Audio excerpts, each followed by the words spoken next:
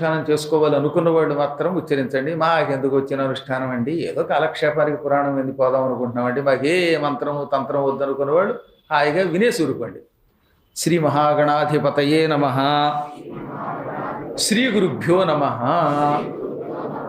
ఓం శ్రీ ఓం నమః పరమలక్ష్మ్యై విష్ణువక్షస్థితాయై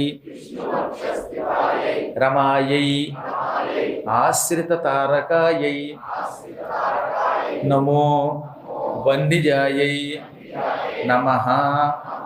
ఓం శ్రీ ఓం నమః పరమలక్ష్మ్యై విష్ణువక్షస్థితాయై రమాయై ఆశ్రితతారకాయై నమో వన్నిజాయై నమః.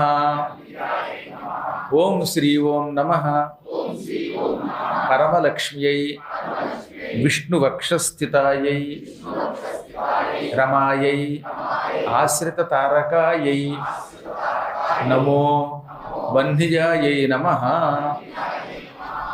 ఇప్పుడు నేను మీకు 3 సార్లు ఎలా ఇచ్చానో అలాగే ఆ బాలుడు కూడా ఆత్మారామునికి 3 సార్లు ఈ మంత్రాన్ని ఉపదేశించాడు.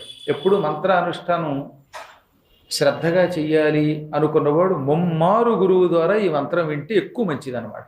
అందుకనే 3 సార్లు ఆయన ఉపదేశం చేశాడు. ఈయన విన్నాడు, స్పష్టంగా ఉచ్చరించి